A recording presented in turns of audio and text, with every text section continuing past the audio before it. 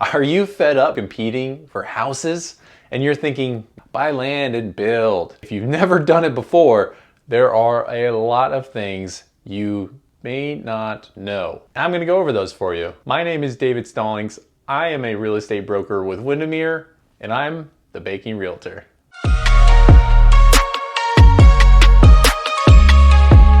In this video, I'm gonna go over some things to look for when you're first looking for property, and then some things to keep an eye out for during your feasibility time, and what feasibility means, what to look for, things like that. Anything that you might need to know. So when you decide, this is the piece of land for me, put in an offer. Let's do it. Let's get an offer in for you. Let's get that written up. Let's get you under contract. I will highly recommend doing a feasibility contingency.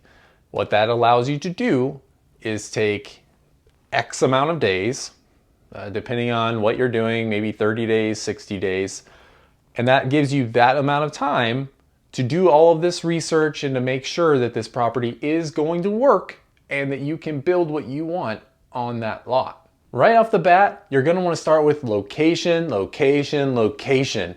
It's true for everything, and it's especially true for your lot. If I was to search for some land for you, my very first question would be, where do you want it to be? Usually that comes down to a distance from work or a distance from school.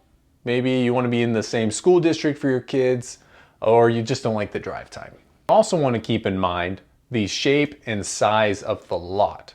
Just because it's in a good location doesn't mean that, one, it's buildable at all, or two, that you can build what you want on that lot. Now, probably the most important thing that goes into this is what utilities are present. I highly recommend that you contact either the planning and zoning department or the building and development department of whatever county you're looking in, and they can give you a better idea of what utilities are available on that lot. Now, it's not really important which one you call, because either one of them, they're just going to say, please hold, and direct you to the right person to talk to.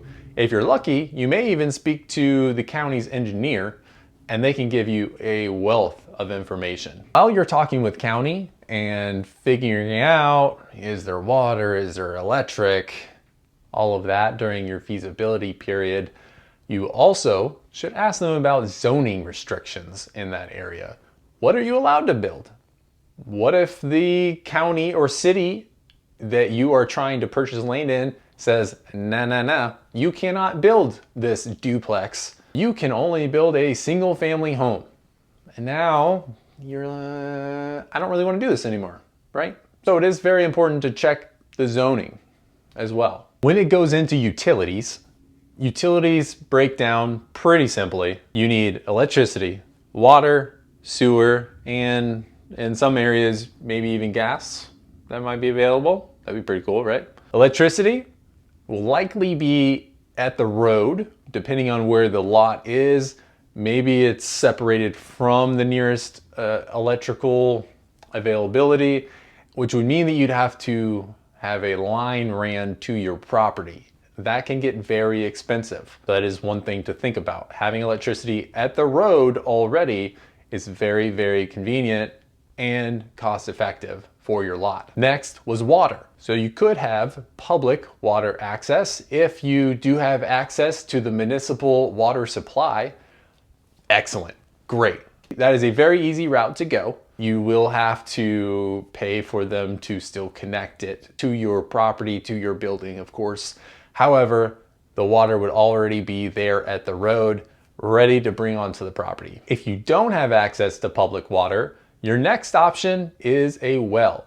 There's a few different routes you could go there. You could do a shared well with some neighbors. You could do a community well where you can have an HOA encompassing the well and the maintenance and everything that goes into it. Or you could just do a private well. Having a well drilled could run you anywhere from $25 to $60 a foot, depending on how far they have to drill down. And then you also have the pump and maintenance and everything else that goes into it. So you definitely want to speak to a well company and get a better idea of that property, where the water table may be, and how far they would have to drill down to get a better idea of the costs. Now, I already covered power and water. Next was sewer. If you have access to public water, there's a really good chance that you're going to have access to public sewer because the municipality may be in that same location. If you're in an older area, that may not be true. You may have to put in a septic system. Septic systems require a lot of specific requirements for the lot. It's a lot.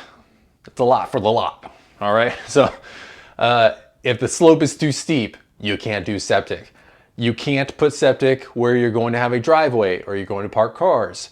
You can't build on top of septic. So if septic is going to take a massive footprint out of the property and now you can't fit your house on the property, it's not going to work for you.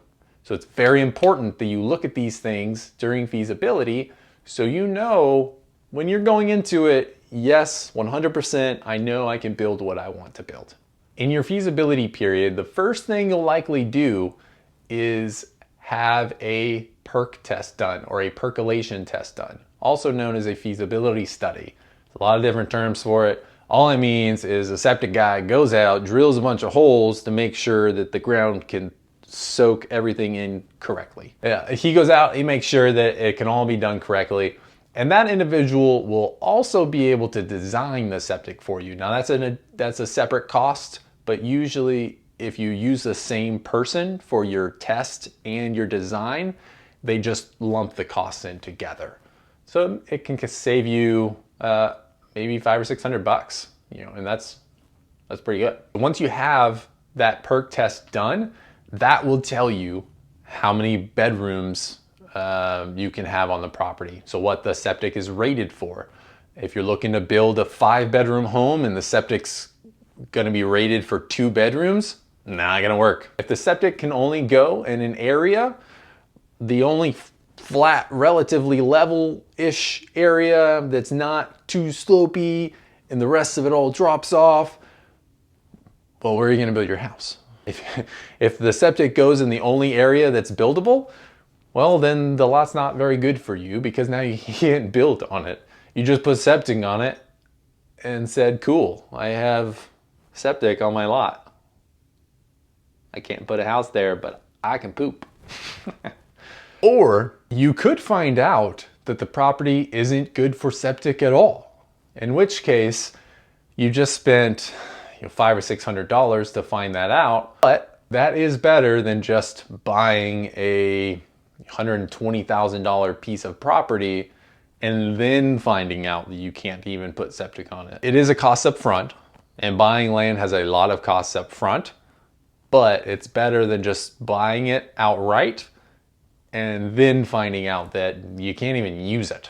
And there are some pieces of property that are available for sale that you cannot put septic on. These are often referred to as recreational or non-buildable properties. These properties are great in areas for hunting or camping, and that's usually what people use lots like that for. A couple other things to look for on your lot: road access. Can you even get to the lot? Or will you need to get an easement across someone else's property to put in your driveway? Better be very good friends with whoever you're getting an easement from, because you're taking away part of their land to turn into a driveway. You may also want to look into environmental issues. You could have an environmental survey done and they could tell you if there's any endangered species, any contaminated water or ground in that area. These are typically not common to be done during the feasibility period, but it is an option if it's a concern of yours. One of the first things that I like to do in the lot research is to pull up the county's PDS portal. I can have a link down below for Snohomish counties. Every county has their own. They're all a little bit different, but they all handle roughly the same.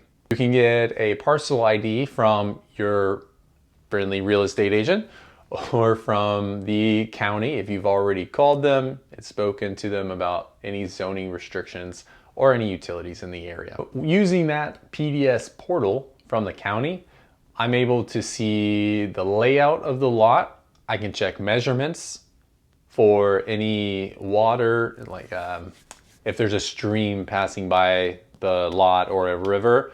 There are wetland setbacks that go into place. You cannot build septic within, well, depends on where you are, within 100, maybe even 150 feet of that water source. There's a handy little feature where I can check for steep slopes, greater than 33 degrees slopes. So that quickly lets me see in bright orange. And any area with orange, don't even think about putting septic there. You can't do it.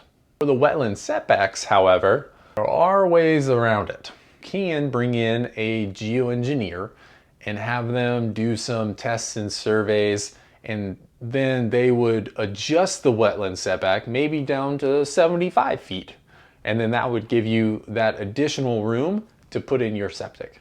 All right, I hope you've been able to find this useful. I know I haven't gone super in depth on any one thing specific. However, I hope I've given you a broad overview of things you need to be aware of when looking at vacant land. It's not as simple as, I want that piece of dirt, let's put a house on it. If you've enjoyed this content, please hit that like, hit that subscribe, hit the bell. Check out more stuff from me. I have all kinds of good real estate stuff and baking recipes. If you have any questions at all, my contact information is down below. Drop me a comment. I would be happy to reply. As always, thank you for watching. My name is David Stallings. I am a real estate broker with Windermere, and I am the Baking Realtor. Have a good one.